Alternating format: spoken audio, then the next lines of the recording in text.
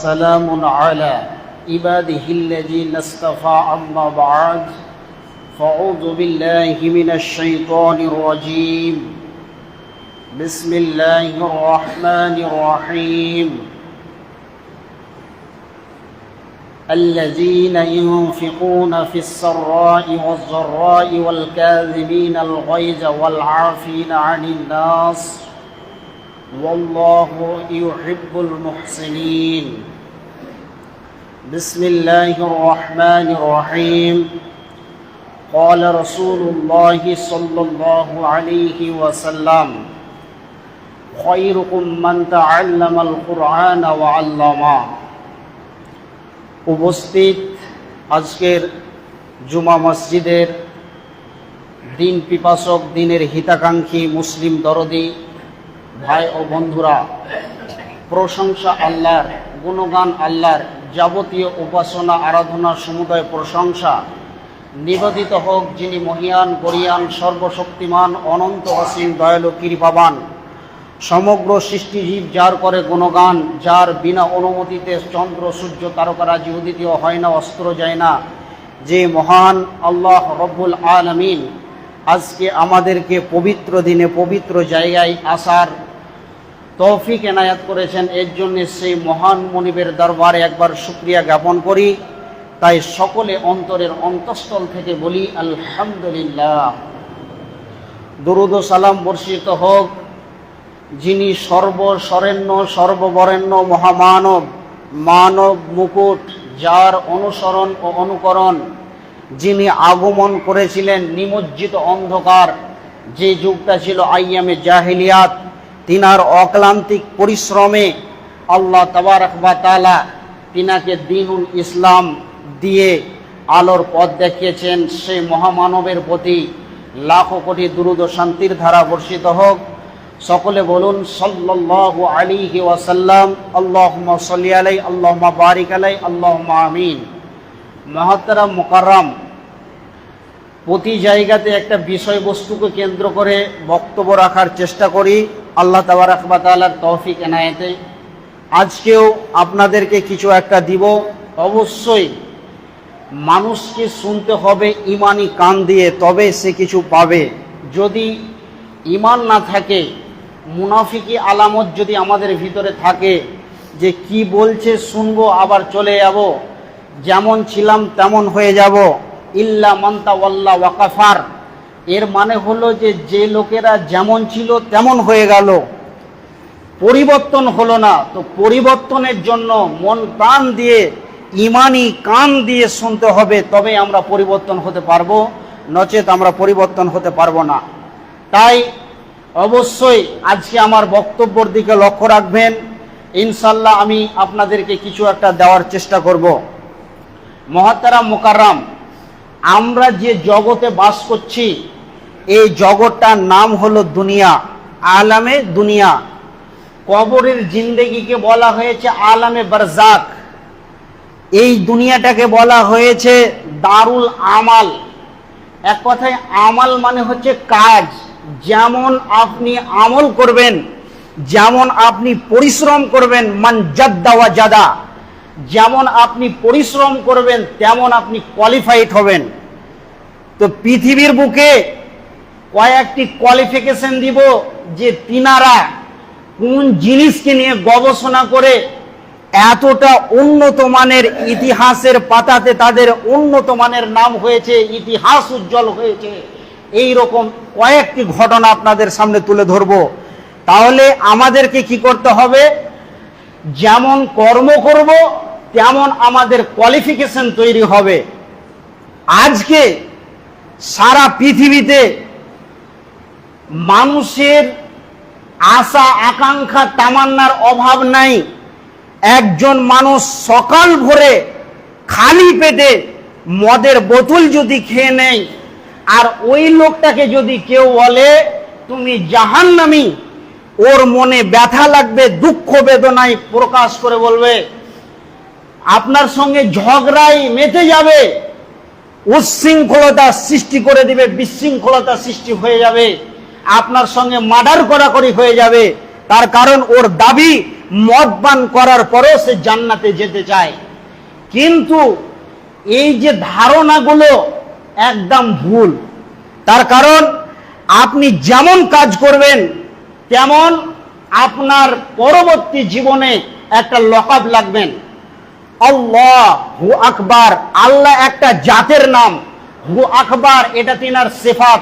তিনি যে বড়, ওয়ারাউল ওয়ারা, তার থেকে বড় আর কেউ নেই। তো এটা হলো তিনার সিফাত। আমি একজন সাধারণ মানুষ, 10-12 বছর মাদ্রাসায় পড়েছি, তাই আমাকে আলেম নামে মানুষ চিনে। কিন্তু এই যে কথা বলতে পারি, স্টেজে যাই, তো মানুষ বলছে বক্তা। কোয়ালিফিকেশনের সঙ্গে মানুষের পরিবর্তন ঘটে জীবনের। একজন সাধারণ মানুষ সেই যদি নৌকা চালায় তাহলে তার নাম পরিবর্তন হয়ে যাবে মাঝি। তাহলে তার কোয়ালিফিকেশন তৈরি হয় তার কাজের উপরে ডিপেন্ড করে, তার কার্যক্রমে তার নামটা চেঞ্জ হয়ে যায়। তাহলে সাহাবা ইজমে মাজমাইন রাদিয়াল্লাহু তাআলা আনহু তিনারা কেমন ঈমান এনেছিলেন, আখিরাত তাদের কাছে কেমন নিকটবর্তী, এবং রসুল যে কথাগুলো বলতেন তিনারা মনে মনে দেখতেন তিনাদের কেমন ঈমান ছিল, যে মনে হচ্ছে সচক্ষে আমি এগুলোকে দেখছি, বাস্তবে দেখছি। কিন্তু কঠিন কিয়ামতের দিন, এত ভয়ানক দিন হবে, সেই দিন নিয়ে আমাদের একবার চিন্তা চেতনা নাই। কিন্তু শুনেন, আম্মাজান আয়েশা রাদিয়াল্লাহু তাআলা আনহা, তিনি জান্নাতের রমণীদের মধ্যে একজন রমণী, তারপরেও তিনি জাহান্নামের ভয়ে হাউ হাউ করে কাঁদছেন। পৃথিবীর শ্রেষ্ঠ মানুষ নবী মুহাম্মদুর রাসূলুল্লাহ সাল্লাল্লাহু আলাইহি ওয়াসাল্লাম, তিনিও কি করেছেন? কান্না করেছেন। তাই আল্লাহ তাবারক ওয়া তাআলা কোয়ালিফাইস গুলোকে বর্ণনা করছেন। এবার বন্ধু আমার, সারা পৃথিবীর অদ্বিতীয় মানুষ, যার সঙ্গে কোনো কাউকে তুলনা করা যাবে না, তিনি হলেন নবী মুহাম্মদুর রাসূলুল্লাহ। একবার মহব্বতের সঙ্গে বলেন সাল্লাল্লাহু আলাইহি ওয়াসাল্লাম। শুধু এই পর্যন্ত নয়, তিনার জন্য কোরআন বলছেন ওয়া ইন্নাকা লাআলা খুলুকিন আযীম, তিনি হলেন চরিত্রের শ্রেষ্ঠ মানব। শুধু এই পর্যন্ত নয়, তিনার জন্য কোরআন আরো সার্টিফাই দিচ্ছেন লাকাদ কানা লাকুম ফি রাসূলিল্লাহি উসওয়াতুন হাসানা। শুধু এই পর্যন্ত নয়, তিনি পৃথিবী দূরের কথা, আল্লাহর আরশ যেই জায়গাতে জিব্রাইলের মতো ফেরেশতা পৌঁছাতে পারে নাই, আমার নবী নবী মুহাম্মদুর রাসূলুল্লাহ সাল্লাল্লাহু আলাইহি ওয়াসাল্লাম তিনি আল্লাহর আরশে গিয়েছেন। এত বড় ডিগ্রিওয়ালা মানুষ। শুধু এই পর্যন্ত নয়, তিনি যদি কান্না করেন তো জাহান্নাম স্বয়ং ভয় পান, এবং তিনি যদি হাসেন তো জান্নাতে শোভা পান। এমন একজন কোয়ালিফাইড ওয়ালা মানুষ, যার সঙ্গে কাউকে তুলনা করা যাবে না। এই রকম একজন ব্যক্তি, তিনি বিশ্বনবী নবী মুহাম্মদুর রাসূলুল্লাহ সাল্লাল্লাহু আলাইহি ওয়াসাল্লাম। তিনি কি বলছেন? উম্মত রে, আমি যখন কোরআনের মধ্য থেকে 114টি সূরার মধ্য থেকে যখন সূরা হুদকে আমি তেলাওয়াত করি, তো সূরা হুদ যেন আমার জীবনের যে বয়সটা বাকি রয়েছে, এই সূরা হুদ যেন আমার জীবনের বয়সটাকে তত্তর করে কমিয়ে দিচ্ছে। আমাকে এত ভয় লাগে সূরা হুদকে তেলাওয়াত করতে।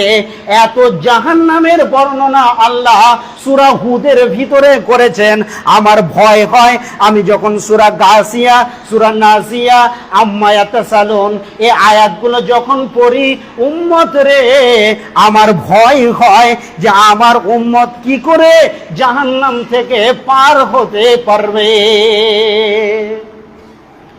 সারা পৃথিবীর অদ্বিতীয় মানুষ, আউস, কুতুব, ইমাম, হযরত, পৃথিবীর কাউকে তিনার সঙ্গে তুলনা করা যাবে না।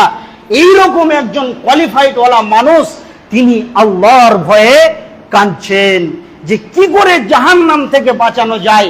সাহাবা ইবনে মাজমাইন রাদিয়াল্লাহু তাআলা আনহু তিনারা কি বলছেন? যে বিশ্বনবী নামাজের মধ্যে এমন লম্বা টাইম দিচ্ছেন, পা গুলো জমে যাচ্ছেন, ফুলে যাচ্ছেন।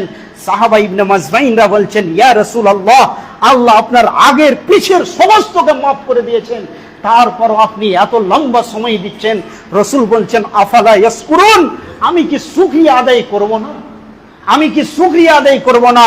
তাহলে এমন একজন মহামানব, তিনি যতক্ষণ পর্যন্ত জান্নাতের চাবি না খুলবে ততক্ষণ পর্যন্ত পৃথিবীর কাউরি ক্ষমতা নাই জান্নাতে প্রবেশ করার। এমনই একজন ব্যক্তি, তারপরও তিনি জাহান্নামের ভয়ে কান্না করছেন এই উম্মতের জন্য। শিক্ষিত সুধী মণ্ডলী, এরপরে আসেন তিনার শিষ্য হযরতে সিদ্দিকে আকবর আবু বকর রাদিয়াল্লাহু তাআলা আনহু। তিনি রসুলের মজলিসে বসে আছেন, যেমন আপনারা আছেন এই রকম। তিনি এমন ভাবে বক্তব্য রাখছিলেন, রসুল জাহান্নামের বয়ান, এত জোর চিৎকার করে করে আবু বকর রাদিয়াল্লাহু তাআলা আনহু অঝর নয়নে কান্না করছেন। এই মতো অবস্থায় তিনি সভা শেষ করে, মজলিসের আলাপ আলোচনা শেষ করে যখন বাড়িতে গেলেন, তিনি তিনার স্ত্রীর সঙ্গে একটু মহব্বত করতে গিয়ে হেসে ফেললেন। আর আবু বকর রাদিয়াল্লাহু তাআলা আনহু বাচ্চা ছেলের মতন এত চিৎকার দিয়ে অঝর নয়নে কাঁদছেন। তিনার কান্নার কারণে পাড়ার ছেলেরা বলছিলেন আবু বকর পাগল হয়ে গেছে। তখন তিনি রসুলের দরবারে যখন আসলেন, রসুলকে বলছেন, ইয়া রাসূলুল্লাহ, আবু বকরকে জিজ্ঞাসা করছেন, আপনি কেন এত জোর চিৎকার করে কান্না করছেন? ইয়া রাসূলুল্লাহ, আপনার মজলিসে বসে এক্ষুনি কোরআন হাদিসের কথা শুনছিলাম এবং অঝর নয়নে কান্না করছিলাম জাহান্নামের ভয়ে।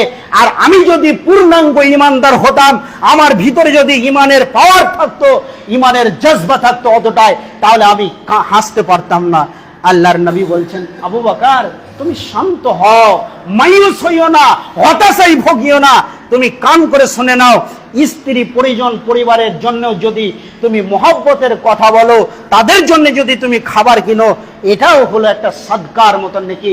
অতএব শিক্ষিত সুধী মণ্ডলী, এইরকম একজন ব্যক্তি, তিনার ব্যাপারে রাসূলুল্লাহ সাল্লাল্লাহু আলাইহি সাল্লাম বলছেন, আবু বকর কত বড় দামি মানুষ, সারা পৃথিবীতে যত আমার উম্মত রয়েছে, সমস্ত উম্মতেরা যত আমল করবে এবং আবু বকরের যে আমল হবে কিয়ামতের ময়দানে, যদি মাফ করার জন্য আবু বকরের আমলকে যদি এক পাল্লায় চাপানো হয় এবং সারা পৃথিবীর মানুষের আমলকে যদি একটি পাল্লায় রাখানো হয়, আবু বকরের পাল্লা নিচের দিকে নেমে যাবে, বিশ্ব পাল্লা উপর দিকে উঠে যাবে।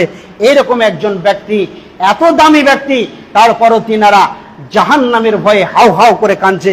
কিন্তু আমাদের অন্তরে একবার এরকম খেয়াল আসে না যে আমার আমলে আমার রব সন্তুষ্টি আছে না অসন্তুষ্টি আছেন? এরপরে রাসূলের একমাত্র কুমারী বিবি আম্মাজান আয়েশা রাদিয়াল্লাহু তাআলা আনহা, তিনি বাড়ির ভিতরে রয়েছেন। এমন সময় এত জোর চিৎকার করে কান্না করছেন, বিশ্বনবী দেখলেন আম্মাজান আয়েশা কেন এত জোরে চিৎকার করে কান্না করছেন। বিশ্বনবী যখন গিয়ে বললেন, আয়েশা রে, মা হিবকি কি ইয়া আয়েশা, তোমাকে কে কাঁদালো? কেউ কি উঁচু নিচু কথা বলেছে নাকি? কেউ কি তোমাকে কোনো দুঃখ দেওয়া কথা বলেছে নাকি? এইভাবে যখন বিশ্বনবী জিজ্ঞাসা করলেন, আম্মাজান আয়েশা রাদিয়াল্লাহু তাআলা আনহা বলছেন, ইয়া রাসূলুল্লাহ, আমাকে কেউ কষ্ট দেয়নি, কেউ দুঃখজনক কথা বলেনি, কেউ আমাকে কোনো দিক থেকে কোনো কথা বলেনি। আমি এই জায়গাতে বসে বসে ধ্যানের সঙ্গে আমি কি করছিলাম, জাহান্নামকে নিয়ে চিন্তা ভাবনায় চলে গেলাম। দয়ার নবী গো, জাহান্নামের কথা চিন্তা করতে করতে আর আমি নিজেকে সামলাতে পারলাম না, আমি হাউমাউ করে কেঁদে ফেললাম। ইনি দেখছেন যে আমাকে রসুল কত ভালোবাসেন, যে আমাকে এসে জিজ্ঞাসা করছেন। এবার আম্মাজান আয়েশা রাদিয়াল্লাহু তাআলা আনহা অনেক চালাক মহিলা ছিলেন, যিনি 2000-এর বেশি হাদিস বর্ণনা করেছেন। হাদিসের পাতাতে যাকে মুহাদ্দিসা বলা হয়, এইরকম একজন মহিলা যখন রসুলকে বলছেন, ইয়া রাসূলুল্লাহ, এই পৃথিবীটাতে হাসবো কানবো এটা কৌতূহলের জায়গা, কখনো হাসবো কখনো কানবো এটা হতে পারে, কিন্তু কঠিন মহাপ্রলয়ের দিনে যখন সূর্যটা নিচে চলে আসবে, সেই কিয়ামতের কঠিন মুহূর্তে আপনি কি আমাকে একবার জিজ্ঞেস করবেন যে আয়েশা তোমার অবস্থাটা কি? বিশ্বনবী বললেন, সালাসাতা মাওয়াতিনু ফালা ইয়াজকুরুনা আহাদুন আহাদা। আয়েশা, কিয়ামতের 3খানা এত কঠিন ভয়ানক মোহরা আছে, এই তিনখানা দৃশ্য যখন হাসরবাসী দেখবে তখন তারা বিচ্ছিন্ন হয়ে যাবে, একে অন্যের প্রতি খেয়াল রাখতে পারবে না। আমি বিশ্ব নবী হওয়ার পরেও তোমাকে মনে রাখতে পারবো না। তার মধ্যে তিনটা মোহরা কি? আল্লাহ তাবারাক ওয়া তাআলা প্রথম যেটা বলবেন যে তোমরা যা আমল করেছো, তোমাদের আমল নামা নিয়ে এসো, আমল নিয়ে এসো, আমি দাঁড়িপাল্লা মিজানের মাপ করব। তখন হাসরবাসী বিক্ষিপ্ত হয়ে যাবে। আর দ্বিতীয় নম্বরে হচ্ছে কি, যখন জাহান্নামের ওপরে পুলসিরাতের রাস্তাকে তুলে ধরা হবে, তখন ওই রাস্তাতে একদিন দুই দিনের রাস্তা নয়, 1500 বছর হাঁটতে হবে। ওই দৃশ্যটা যখন হাসরবাসী দেখবে তখন তারা বিভ্রান্ত হয়ে পড়ে যাবে। আর তৃতীয় নম্বরে আল্লাহ বলবে তোমরা যা আমল করেছো তোমাদের আমল নামা হাতে ধরিয়ে দিলাম, তোমরা জান্নাত জাহান্নামের রাস্তা দেখে নাও। এই তিনখানা মৌকা এমন আসবে কেউ কাউকে মনে রাখতে পারবে না। আমি বিশ্ব নবী হয়েও তোমাকে মনে রাখতে পারবো না। এই যে যতগুলো তিনজনের কথা বললাম, রসুল, রসুলের বিবি এবং রসুলের শ্বশুর, তিনজন ব্যক্তি, তিনারা আশারাই মুবাশশারার ভিতরে রয়েছেন, যাদেরকে পৃথিবীর বুকে জান্নাতের সার্টিফিকেট দিয়েছেন রসুল। তারপরও জাহান্নামের ভয়ে কাঁদে। আপনার আমার ভিতরে কতটুকু ঈমান আছে আমরা নিজেরাই যদি সমীক্ষা করি তাহলে বুঝতে পারবো যে আমি জান্নাতে যাব না জাহান্নামে যাব। শিক্ষিত সুধী মণ্ডলী, আমলের ভিতরে সবচাইতে গুরুত্বপূর্ণ যেটি আমল সেটা হলো কি, মুআজ বিন জাবাল রাদিয়াল্লাহু তাআলা আনহুকে বলছেন, লা তাতরুকান্না সলাতা মাকতুবাতাম মুতাআম্মিদান ফাকাত বারিআত মিনহু জিম্মাতুল্লাহ। হে মুআজ বিন জাবাল, তুমি আমার উম্মতকে এই কথাটা বলে দিও, তারা যেন ভুলবশত তার দ্বারা গুনাহ খাতা হয়ে যেতে পারে, কিন্তু সে যেন ফরজ সলাতকে পরিত্যাগ না করে। ফরজ সলাতকে জ্ঞানবশত সুস্থ মস্তিষ্কে থাকা সত্ত্বে সে যেন ফরজ সলাতকে ত্যাগ না করে। তার কারণ যে ব্যক্তি সলাতকে ছেড়ে দেয় সে আল্লাহর বান্দা থেকে খারিজ হয়ে যায়, সে আল্লাহর অনুগত্যা বান্দাস থেকে পর হয়ে যায়। অতএব লা তাতরুকান্না সলাতা মাকতুবাতাম মুতাআম্মিদান ফাকাত বারিআত মিনহু জিম্মাতুল্লাহ, তারা জ্ঞান সম্পন্ন থাকা সত্ত্বেও যেন ফরজ সালাত না ছেড়ে দেয়। বিশ্ব নবী পৃথিবীর বুক থেকে চিরতরের বিদায় নিয়ে যাবেন। মাথার ব্যথার এত যাতনা, আম্মা জান আয়েশা রাদিয়াল্লাহু তাআলা আনহার কোলে মাথা দিয়ে আছেন, তিনার পাশে একটা পেয়ালা রয়েছেন, সুম্মা ইয়াদাহু, তিনি ওই পেয়ালাতে হাত দিচ্ছেন। এত মাথার যাতনা, ওই পানিটা কপালে দিচ্ছেন, আবার তিনি হাত দিচ্ছেন পেয়ালায়, আবার তিনি কপালে পানিগুলো দিচ্ছেন। এত মাথার ব্যথার যাতনা। বিশ্বনবী এই মুহূর্তে পৃথিবীর অন্তিম সময়, তিনি পৃথিবীর বুক থেকে চিরতরের বিদায় নেবেন। এই মতো অবস্থাতে তিনি কি বলছেন, কোনো কাউরির কথা বললেন না। হাসান হুসান, তিনার যে চারজন জামাই ছিলেন, কাউরি কথা বললেন না যে তোমরা কিভাবে পৃথিবীর বুকে চলাফেরা করবে, কি করে খাবে, এগুলো কোনো কথা বললেন না। রসুল যে কথা বলছিলেন, ইয়া উম্মতি আস-সালাত আস-সালাত ওয়া মা মালাকাত আইমানুকুম, হে আমার উম্মত, তোমরা কখনো ফরজ সালাতকে পরিত্যাগ করবে না যতক্ষণ পর্যন্ত তোমরা কি করবে, সালাতকে আঁকড়ে ধরে থাকবে, ততক্ষণ পর্যন্ত আল্লাহ আমার উম্মতের সঙ্গে থাকবে। আর আমার উম্মত যখন সালাতকে পরিত্যাগ করে দিবে, আল্লাহ তাদের থেকে দূরে হয়ে যাবে। অতএব মুসলিমের সবচাইতে বিজয় লাভ করার উপায় হলো, শান্তিতে বসবাস করার একটাই উপায় হলো যে সালাত প্রতিষ্ঠা করতে হবে। সালাত ছেড়ে দিয়ে কামিয়াবি অর্জন করা যাবে না। কাফের বেঈমান দুষ্ট দুরাচারের হাত থেকে মুক্তি পাওয়া যাবে না। আজকে পৃথিবীর বুকে মুসলিমকে মারছে, পিটছে, লেখাচ্ছে আর অপমান অপদস্থ করছে। তার কারণটা হলো এই আল্লাহর ঘর, রব্বা হাযাল বাইত, এই ঘরটি হলো আল্লাহর ঘর। এই ঘরের মালিকের ইবাদত আমরা ছেড়ে দিয়েছি, বিধায় আজকে মুসলিমের উপরে লাভ করছে, চামড়া ছিলে দিচ্ছে, অপদস্থ অপদার্থ করছে। মুসলিম জাতি লাঞ্ছিত অপদস্থ হয়ে জীবন যাপন করছে, কিন্তু আমরা ছিলাম বাঘের বাচ্চা। শিক্ষিত সুধী মণ্ডলী, তাই বিশ্বনবী জনাবে মুহাম্মদ রাসূলুল্লাহ সাল্লাল্লাহু আলাইহি ওয়াসাল্লাম বলছেন, খবরদার তোমরা কি করিও না, সালাতকে পরিত্যাগ করিও না। কঠিন কিয়ামতের ময়দানে আল্লাহ তাবারাক ওয়া তাআলা বলবেন, ওয়াজিআ বিন নাবিয়্যিন ওয়াশ শুহাদাই ওয়া কুজিয়া বাইনাহুম বিল হক ওয়া হুম লা ইজলামুন। আল্লাহ সেই দিন হকের বিচার করবেন আর বলবেন যে তোমরা যে আমল করেছো তোমরা তোমাদের নবীকে সঙ্গে করে নিয়ে এসো। এরপরে রাসূলুল্লাহ সাল্লাল্লাহু আলাইহি সাল্লাম এতগুলো উম্মত সারা পৃথিবীতে কত আছে, কতজনকে আল্লাহর কাছে নিয়ে যাবেন। তো আরেকটা তাফসীরে এসেছে যে বান্দা কি করবে, আল্লাহর কাছে একাই যাবে আমলনামা নিয়ে, আমলনামা আনতে। এবার যখন সে বান্দা বলবে আল্লাহকে, আল্লাহ তুমি আমাকে জান্নাতের সার্টিফিকেট দাও, তখন আল্লাহ বলবে বান্দাকে, বান্দা তুমি দলিল দাও। তখন যেই বান্দা 5 ওয়াক্তের সালাতকে কায়েম করেছে, পৃথিবীর বুকে প্রতিষ্ঠিত করেছে, এই বান্দা বলবেন রব্বুল আলামিন আপনাকে জীবনে কোনোদিন পৃথিবীর চোখ দিয়ে দেখতে পাইনি, কিন্তু আপনার উপরে ঈমান অটুট রেখেছিলাম, তাই আপনার ইবাদত করেছি। সীমাহুম ফি উজুহিহিম মিন আসারিস সুজুদ, দেখেন আমার কপালে ঘাটটা, আমি 5 ওয়াক্তে উজু করেছি, নূরে মনওয়ার হয়ে আছে, ঝকমক করছে। আল্লাহ বলবে বান্দা তোর দলিল পেয়ে গেছি, অতএব তুমি জান্নাতের সার্টিফিকেট লাও আর জান্নাতে ঢুকে যাও। অতএব বান্দা যদি এই পৃথিবীর বুকে সালাতকে প্রতিষ্ঠা করে, আল্লাহকে ভয় করে, তবে সেই বান্দা আল্লাহর সামনে বুক ফুলিয়ে নিজে গিয়ে জান্নাতের সার্টিফিকেট নিয়ে আসবে। শিক্ষিত সুধী মণ্ডলী, পৃথিবীর বুকে জান্নাতে যেতে গেলে আমাদেরকে এই কাজগুলো করতে হবে। আল্লাহ রাসূল সাল্লাল্লাহু আলাইহি সাল্লাম তিরমিজি শরীফে একটি হাদিস বর্ণনা করছেন, পৃথিবী ধ্বংস হবে 3খানা ভূমিকম্পে। পৃথিবী ধ্বংস হবে 3খানা ভূমিকম্পে। সেটা কি? একটি ভূমিকম্প হবে পূর্ব গগন থেকে গুরগুর গুরগুর গুরগুর করে কাঁপতে কাঁপতে পশ্চিম গগনে যাবে, আর একটি পশ্চিম দিক থেকে উঠবে গুরগুর করে কাঁপতে কাঁপতে কাঁপতে কাঁপতে পূর্ব গগনে যাবে। আর একটা আরব কান্ট্রি সমুদ্র উপকূল দ্বীপ থেকে ভূমিকম্প হবে।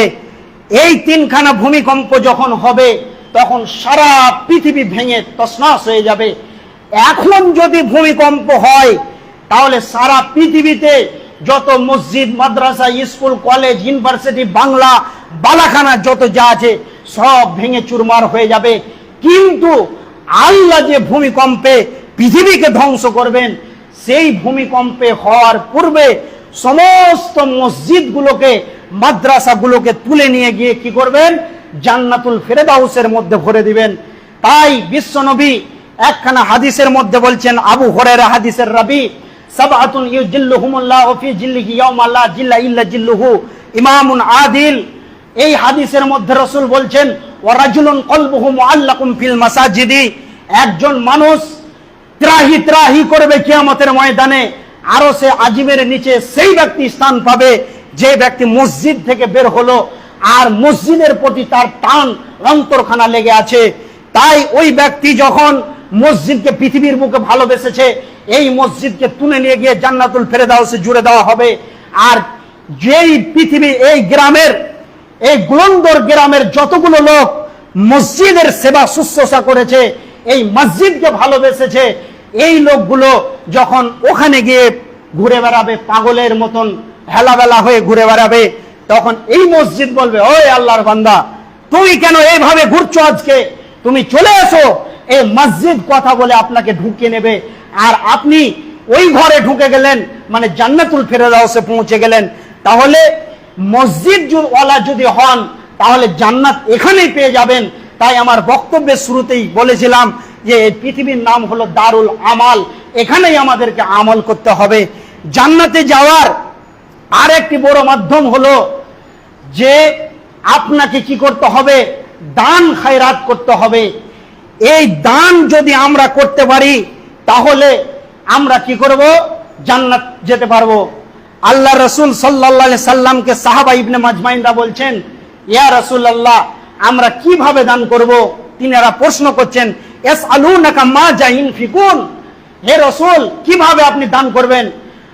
তো রাসূলুল্লাহ সাল্লাল্লাহু আলাইহি ওয়াসাল্লাম বলেন, কুল মা আনফাকতুম ফালিল ওয়ালিদাইনি ওয়াল আকরাবিনা ওয়াল ইয়াতামা ওয়াল মাসাকিন ওয়া ইবনাস সাবিল, তোমরা দান করো তোমাদের পিতামাতার জন্য, তোমরা দান করো তোমাদের পিতামাতার জন্য, তোমাদের পিতামাতার যারা ইতিম, মিসকিন, আত্মীয়ের মধ্যে নিকটবর্তী যারা আছে তাদেরকে তোমরা দান করো, এবং মুসাফির ব্যক্তি যারা আছে তাদেরকে তোমরা কি করো, দান করো।